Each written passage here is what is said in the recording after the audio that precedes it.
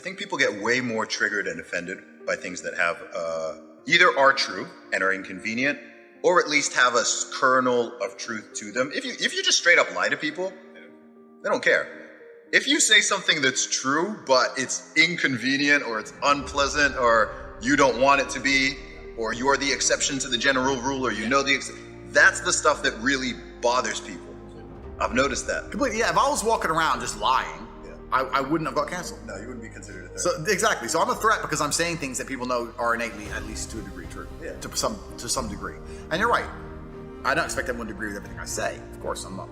That'd be completely insane of me. But I also didn't put a magic spell on the world. This is another thing people have to understand.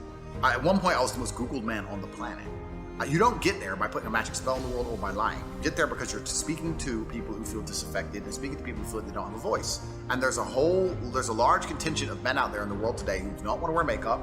They don't want to become trans. They don't want to ignore their eyes. They don't want to pretend they're stupid or bad for being a man or wanting a hot girl and a nice car to play sports and being strong. And they're looking around and they're saying, oh, finally somebody who understands and gets me. There's a reason why these people find affinity to me. It's not because I want a magic spell on them. It's because I'm speaking to their natural innate desires to become a man. And we're trying to erase that whole idea from society, and they'll feel disaffected. And that's why canceling me has failed, because they've deleted me from YouTube, for example, where I had a large channel.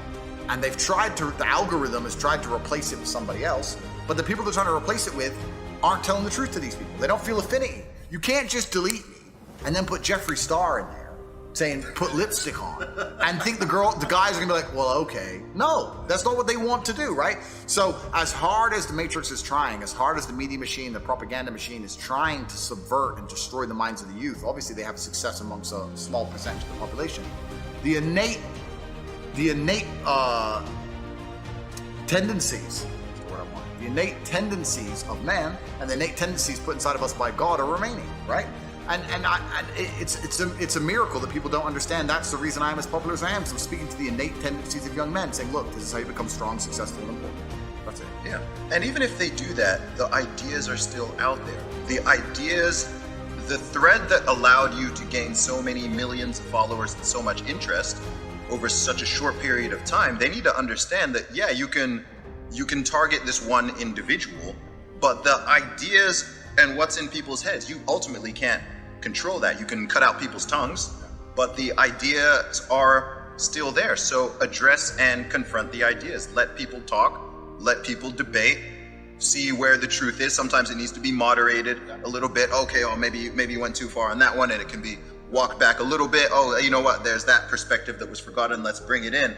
And yeah, I agree with you. I think long term that they're sowing the seeds for their own destruction. They're sowing the seeds for competitors, obviously, but also just in terms of the long-term societal trajectory, as scary as it may be in this moment with all this deplatforming and censoring and so on happening, I'm like, well, you can't get rid of the ideas ultimately. Correct. They can't get rid of the ideas, and that's the thing that they're trying very, very hard to. They've been trying for a very long time, but the ideas remain. God instilled them inside of us. We have innate understandings, and they're struggling very much against it, and that's the reason why when I speak to these innate understandings, they don't want people to be reminded of them.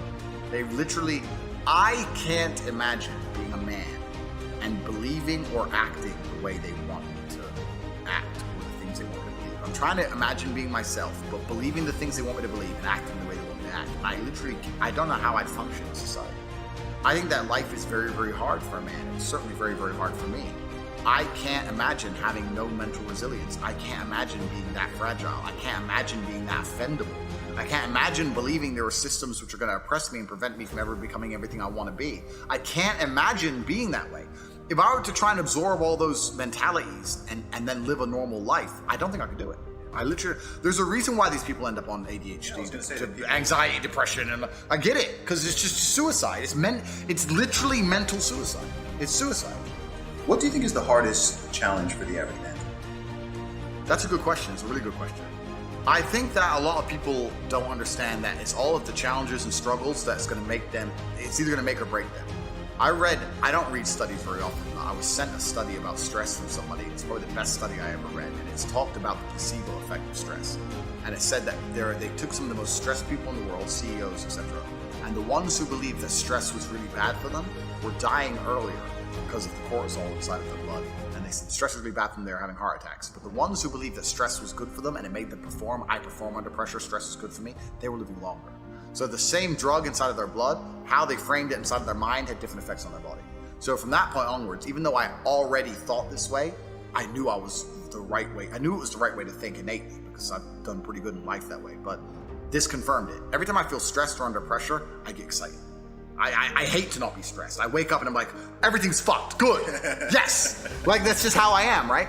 But it's how you adopt. It's how you look at the problems and how you use them to fuel you. So the question was, what's the problem for the average man today? What's the biggest problem? I think there's a whole host of problems. But what you have to do is frame it inside of your mind and understand that all of those problems are going to allow you, give you the fuel and the unlimited motivation that you need to become a successful and beautiful individual if you frame it in the right way.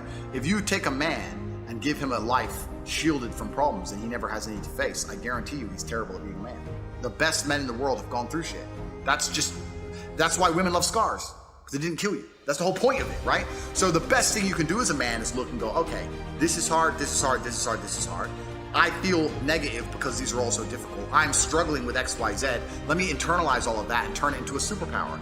Let me become genuinely uncomfortable with my situation in life and go and fix things. Because, like I said, the universe is absolutely and utterly very giving. And if you truly hated being in the position you were in, you wouldn't be there very long. So I think that the number one problem with the world today and the biggest problem that men face isn't the problems themselves. It's just the way that they've been taught to mentally frame issues. People think when bad things happen to them that somehow they're a victim to the universe and bad things only happen to me and this is so terrible. They don't understand that bad things happen to everybody, and the most successful person you know had all those, probably maybe even worse, at least the same bad things happened to them. They just framed it differently and used it. That's the difference. So I don't pray for an easy life. I pray for a life of difficulty that allows me to become a better and better person. I pray to become more competent to handle problems. I pray to put myself in a position where if the mass media machine attempts its very best to destroy my life, I can laugh and smile from my villa in Dubai. This is who I pray to become. I don't pray that nobody hurts me. I pray to be able to fight. So it's just a different mentality.